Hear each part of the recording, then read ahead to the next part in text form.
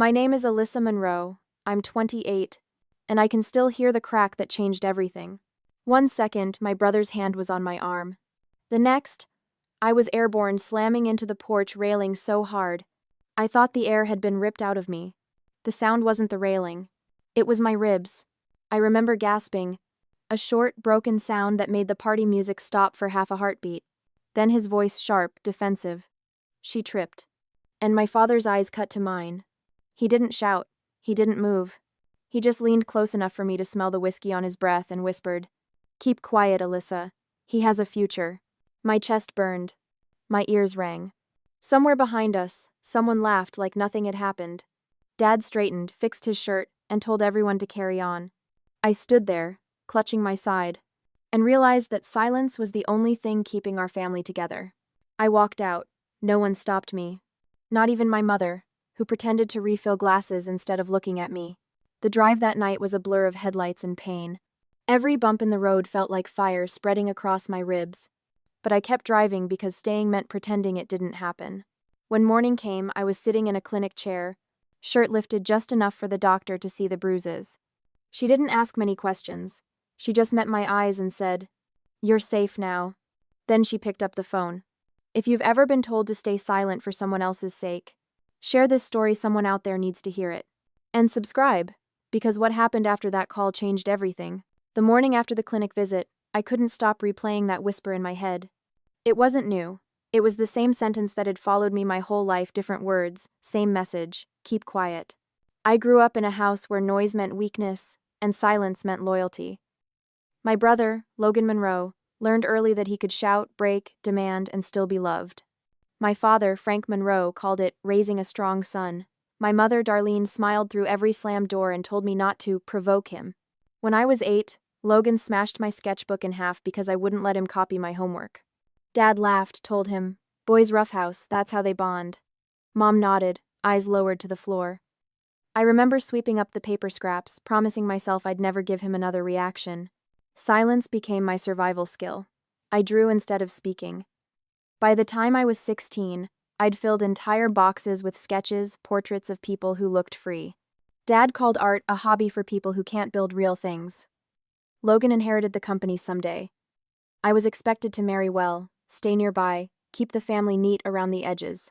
When I got a scholarship to the State University for Fine Arts, Mom cried not from pride but from fear. "You'll be so far away," she said. Dad told everyone, "She's wasting her time." Still, leaving Ridgeview felt like inhaling for the first time. College didn't change what I came from, but it showed me there were other kinds of families, ones that didn't measure love by obedience. I met friends who listened, professors who said my voice mattered. But every holiday I returned home, the walls closed in again. Logan had grown broader, louder, and angrier. The house smelled of beer and sawdust. Mom's smile was tighter, Dad's temper shorter. 2 years ago, Logan took over more of the business. His success became Dad's proof that he'd raised a man who commands respect. Every conversation turned into a sermon about loyalty. If I disagreed, Dad would fold his arms and say, "This family doesn't argue in public." The distance between Logan and me wasn't physical. It was measured in unspoken things. I avoided gatherings unless Mom begged. When I did show up, I stayed close to the kitchen, helping, cleaning, pretending. The week before everything happened, Dad called. His voice was firm, polite, in the way people are right before they draw a line. "You'll be here Saturday," he said. "Your brother's promotion dinner. Family's coming. Don't make it awkward." I almost said no, but guilt is a language you never forget, so I said I'd come. That Saturday, the air in the house felt rehearsed. Table set for too many, laughter that didn't reach anyone's eyes. Logan stood at the center, confident, already a man everyone admired. When he hugged me, his grip was just a little too tight, as if reminding me where the power had always been. During dinner, he bragged about a new project, something reckless, dangerous. I asked if he'd checked the safety permits. The room went quiet for half a beat, then Dad chuckled, trying to smooth it over. Logan's jaw tightened. Mom reached for the wine. He leaned toward me and muttered, "Always the critic, huh?" I smiled weakly, hoping it would end there. It didn't. Later that night, when guests moved outside, he cornered me near the porch railing. His eyes were glassy. "You think you're better than us now?" he asked. I didn't answer. Silence again, the language I'd been taught. I never thought silence could be the spark, But that's how it began, the shove, the breath leaving my lungs, the world narrowing to a single thought. This is still happening. For 28 years, I believed silence protected me. I didn't know it was only training me to accept the moment that would finally break me. And when I heard Dad's whisper that night, it wasn't shock, it was recognition. It was the same voice that had raised both of us, the same rule that had built our family. Protect the image, no matter who it destroys. That's how we got there. Evening settled over Ridgeview. By late afternoon, the house looked rehearsed, the kind of neat that makes you cautious with your steps. Platters under foil, bottles in rows. Dad said family dinner, but the room said performance. I chose to be useful, not visible folded napkins, set forks, smiled when Mom brushed past with a practiced thank you. Logan arrived in the center of attention. He filled the doorway broad stance, keys tossed, voice pitched for the whole room. I carried plates to the porch and stacked them with the quiet efficiency you learn when your existence is supposed to be helpful, not central. Dad made tiny corrections, straightening a frame, moving a chair, adjusting the dimmer, not comfort control. Dinner began without a toast because Logan preferred celebrations that assumed his success. He told how they'd won a bid, how competitors didn't have the stomach to push a schedule. Mom offered more salad, as if greens could smooth what ambition leaves behind. I listened and counted breaths. When talk shifted to the riverfront project, I heard myself ask a single even question, whether safety checks were keeping up with the pace. I kept my tone neutral, the way teachers do when they don't want a class to take sides. Logan didn't like neutral, he liked allegiance. The room took its cue from his silence. Dad cut his eyes toward me, a small warning. Mom reached for the bread. Logan resumed, but the air had changed. He said some people only know how to slow things down, that real work requires risk, that critics prefer clipboards to calluses. I stayed put. If I stood, it would be an exit. If I apologized, it would be a precedent. I sliced my chicken into tiny pieces until it tasted like nothing. Conversation slid forward while tension ran under it like current. When dessert came out, I carried plates outside. The porch felt neutral, open air, fewer eyes. I lined up forks, counted them, pretended numbers could restore order. Footsteps followed, heavy and certain. I didn't have to turn to know whose they were. He stood closer than necessary. His breath carried beer and challenge. You enjoy making me look cautious, he said, almost amiable, like a joke with a blade. I pictured scaffolding and the weight of steel, boys told to move faster because someone believed speed proved strength. I thought of the first time he broke something I loved, and called it practice. I didn't answer. Silence had always been my shield. Tonight I needed the shield more than the last word. He read my quiet like permission. He stepped to block the doorway, turning the porch into a narrow corridor with one exit. He asked if I felt important now, if I liked the way people looked at me when I questioned the man of the hour. I kept my hands at my sides. I kept my eyes on the table I had set, the neat line of forks that would soon be disturbed. Dad slid the door open a few inches, scanning like he scans rooms he wants to own. His face held the same calculation I'd seen all night. He didn't step out. He didn't step in. The door closed again. Logan shifted forward. Small movement, big message. I could map the moment, boards under my heels, the railing at my back, the space shrinking. He told me not to play expert, to remember who built this house, this company, this family's name. He said I made things harder than they needed to be. I thought of my students who apologize for fair questions, of how classrooms split into the loud and the listening, and how often the listening holds the truth. I told myself to breathe, to keep my voice steady if I used it at all. Mom's laugh drifted from the dining room. The music reset on the same song. A neighbor called goodnight. He said my name once, a warning disguised as affection. My spine responded before my mind did. I felt the railing touch my shoulder blades. Somewhere ahead, a doctor would speak without flinching. Somewhere after that, I would learn what silence costs. He moved first. The rest of the night became a sequence I would carry in the body more than the mind. Plates clinked where I had left them. The forks fell out of line. Morning arrived like an afterthought.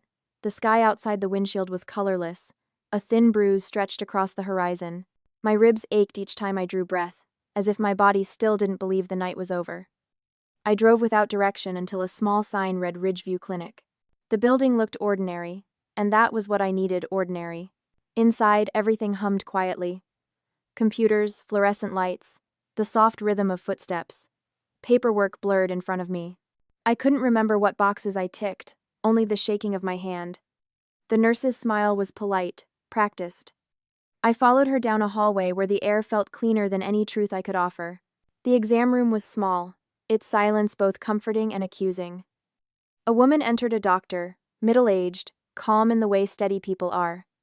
Dr. Vivian Hunt, the name on her badge read. Her presence felt factual, unhurried.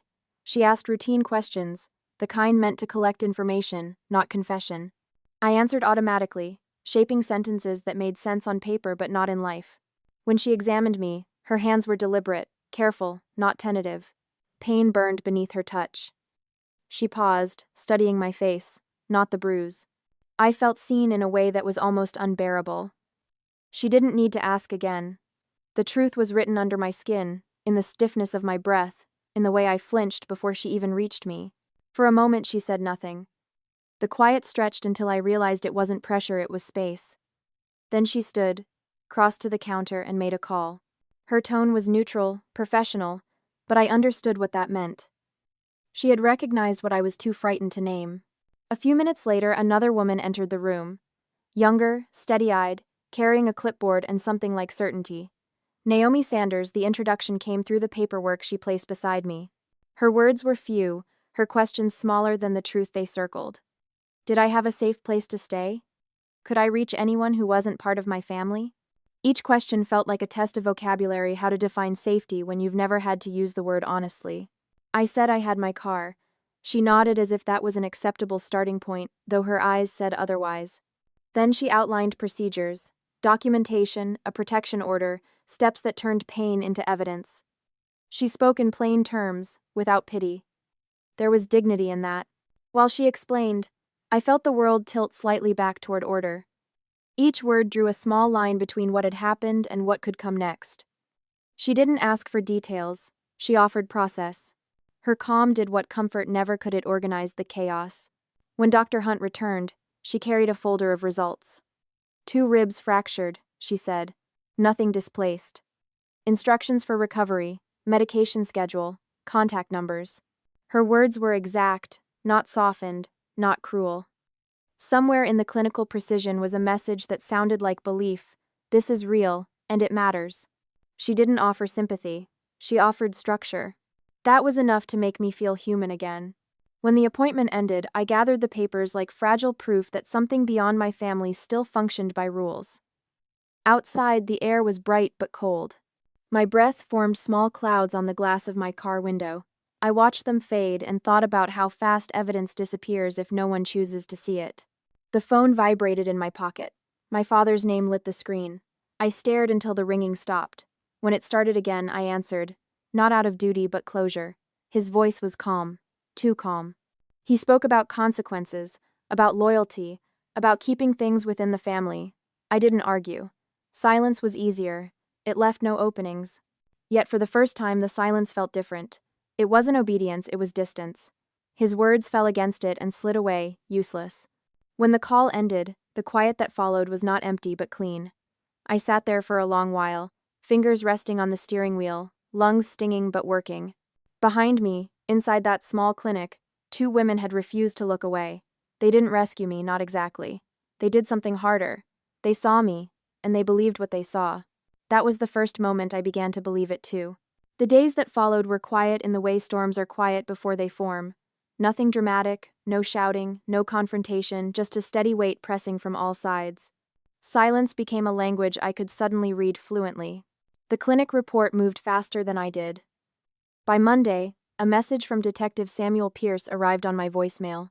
His tone was professional, cautious, like someone approaching a wild animal that might bolt. He wanted to clarify the details, to confirm the report submitted by Dr. Hunt. I listened twice before returning the call. When I arrived at the station, the waiting room smelled of stale coffee and disinfectant, both trying to cover something older. Pierce met me with a handshake that was firm but not invasive.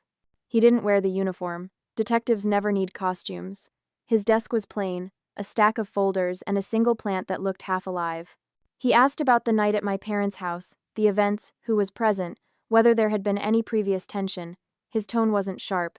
It was steady, practiced, built to hold whatever answer might come. I spoke carefully, each sentence like stepping on thin ice. The words left my mouth before I realized I'd already crossed the line from silence into record. He thanked me for my honesty, which sounded heavier than it should. He explained that the report would trigger a formal investigation, that statements from my family would be taken. My pulse slowed as if bracing for impact. I nodded, even though the air felt thinner. Outside, the day was bright but brittle. Every sound, the hum of traffic, the scrape of shoes on concrete, felt magnified, echoing against the decision I had made simply by speaking. By evening, the first call came from home. Mom's voice was softer than usual, a mix of worry and rehearsal. She asked how I was feeling, but beneath it was the real question: what had I told them? I answered with the kind of vagueness that doesn't count as lying but isn't far from it either. She ended the call with, "We'll fix this," the family's favorite phrase for anything that required silence to survive. The second call came from Logan's business partner, polite concern laced with implication. He said he'd heard rumors, that things could get messy. I didn't answer the part that wasn't phrased as a question. That night I slept in my car again, outside a library that stayed lit until dawn. The seatbelt left a mark on my shoulder, a small reminder that restraint sometimes looks like safety. In the morning, Naomi called to check in. She didn't ask for updates, only asked if I was eating, if I had a place to go beyond parking lots. Her calm felt like structure again, and structure was something to hold on to. Back at school, the teachers looked at me differently, not unkindly, just carefully, as though I might break under the weight of kindness. I focused on lesson plans, grading, anything that demanded logic over emotion. The routine became a lifeline. 2 days later, a letter arrived at my apartment. No return address, but the handwriting was familiar, my father's. Inside was a single sheet, folded twice. The words were simple: "You've made this bigger than it needed to be." No signature, no apology, just instruction disguised as regret. I read it 3 times, each time more detached. The paper trembled slightly between my fingers, not from fear but from something sharper: clarity. For the first time, I understood that his silence had always been a kind of speech, one that said, "You will carry the blame for what we refuse to face." That night, I sat by the window of a diner that stayed open 24 hours. The coffee was terrible, but it was warm, and that was enough. I watched headlights pass and thought about the investigation that had already begun without me. Somewhere, statements were being written, memories shaped into versions that would protect a name, not the truth. I didn't want revenge. I wanted distance, miles, years, silence of my own choosing. But pressure doesn't ask permission. It builds quietly, waiting for the one moment you decide not to yield. When I finally stood to leave, the glass reflected a version of me that looked almost steady. The bruises had faded, but the outline remained faint proof that something real had happened. Outside, the night air bit at my ribs. The ache was still there, but lighter somehow.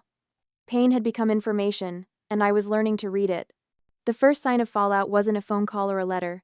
It was the silence that followed me into every room. At school, the hallways felt longer. Conversations ended when I turned corners. My classroom, once a small world of noise and movement, became too neat, too quiet. Papers stacked themselves into perfect piles because order was easier than attention. Principal Diane Keller called me into her office that Monday morning. Her tone was measured, the kind used for difficult news she didn't want to deliver. The blinds behind her desk were half drawn, cutting the sunlight into cautious strips. She mentioned that a few parents had reached out, concerned about the situation. No details, just the word itself. Situation, as if saying less could contain it. I knew what she meant. Ridgeview wasn't a city that forgot things quickly. She said she admired my strength, that the district wanted to support staff through personal challenges, but the pauses between her words carried their own meaning. She asked if I might consider taking a temporary leave, just until things settled. I said yes, because saying no would have required more fight than I had left that morning. Outside, the flag over the parking lot snapped against the wind, a sound sharp enough to make me flinch. The air was cold, thin, but it cleared my head in a way pity never could. I walked to my car and sat for a long time, hands motionless on the steering wheel, wondering how long it took for a story to stop belonging to the person who lived it. By midweek, the investigation reached the local paper. Not front page, just a few paragraphs under the headline "Ridgeview Contractor Questioned in Domestic Assault Inquiry." My name wasn't printed, but the details were enough for anyone to guess. A family member, an altercation at a private residence, minor injuries.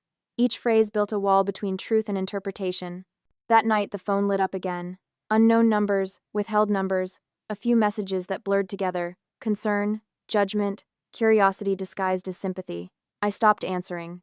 Silence, again, was the only form of control I recognized. Naomi texted once short, professional. Remember that isolation helps their narrative, not yours. I didn't respond, but I saved the message. Days blurred into weeks. The investigation continued in the background, like a hum you stop noticing until the power goes out. Detective Pierce left a voicemail saying statements were being compared, timelines checked. I didn't ask for updates, knowing too much would have made waiting unbearable. Mom sent a card instead of calling. The handwriting was hers, but the phrasing was Dad's, hopeful that things can return to normal soon. I folded the card in half and placed it under a stack of bills. There was no version of normal that fit anymore. The hardest part wasn't the loss of family. It was the realization that my silence had built the same house they lived in, room by room, lie by lie. I began spending mornings at a small cafe across from the courthouse. The waitress never asked for my name, and I was grateful. The window looked out over the square, where people passed by in coats, their lives contained neatly within errands. Watching them, I found a strange comfort in their unawareness. They didn't know me, and for once, anonymity felt like safety. When the call finally came, an update from Detective Pierce, I was prepared for indifference. Instead, his tone carried something close to respect. He said the case would move forward, that the evidence supported my account. There would be formal proceedings, and I would likely be contacted again. I thanked him without meaning to. It wasn't gratitude exactly, it was relief shaped like endurance. After hanging up, I walked outside. The wind had shifted, the air smelled like snow. I looked up at the sky, the same dull gray it had always been, and realized how different it felt when you no longer needed permission to exist beneath it. The fallout wasn't about reputation or rumor anymore. It was about space, how much of it I was finally allowed to occupy. That evening, I went home and opened every window in the apartment. The cold came in fast, honest. The sound of it filled the rooms. I let it. There was no music, no apology, no resolution. Just breath, steady and deliberate, proof that I had survived the collapse of everything that had kept me quiet. By the time the courthouse came into view, the air felt heavy enough to hold memories. I parked across the street, watching people move through the metal detectors, jackets folded over their arms, faces half determined, half tired. I used to think justice looked different, louder maybe, brighter. But real justice, I learned, happens quietly, in rooms where people speak facts instead of feelings. Inside, the hallway smelled like paper and nerves. Court officer Elena Cruz, a woman in her 40s with sharp posture and kind eyes, guided me to the bench outside the hearing room. She spoke softly, giving instructions I barely heard. Her calm wasn't distance, it was respect. When the doors opened, I stepped into a space that didn't feel like punishment or mercy, just consequence. Logan sat at the table with his lawyer, a polished version of the brother I once knew. His confidence had thinned. He looked smaller without the certainty that the world would always bend in his favor. Dad sat behind him, hands clasped tight, jaw set in that familiar shape of denial. Mom wasn't there. I didn't ask why. The testimonies were brief. Detective Pierce read his report. Dr. Hunt's statement confirmed the medical evidence. Naomi's notes outlined the pattern behind the night that broke more than my ribs. No one raised their voice. Truth didn't need volume, it only needed persistence. When it was my turn, I spoke without reading from the page I had prepared. I didn't talk about fear or pain. I talked about silence, how it grows like mold in families that mistake control for love. I told them how my father's words had weighed heavier than any blow. Stay quiet, he has a future. I paused long enough to feel the room breathe with me. Then I said what had taken me 28 years to understand. I have a future too. The rest blurred together, the arguments, the documents, the verdict that would shape what came next. In the end, the court issued a restraining order, fines, mandatory counseling, community service. Nothing dramatic, but enough to name the truth. For once, the record matched reality. When it was over, Logan left without looking at me. Dad followed, slower, as if the weight he'd carried had finally turned inward. Watching them go, I didn't feel victory. I felt space clean, empty, honest. Outside, snow had started to fall, thin flakes drifting without direction. I stood on the courthouse steps, coat unbuttoned, breath visible.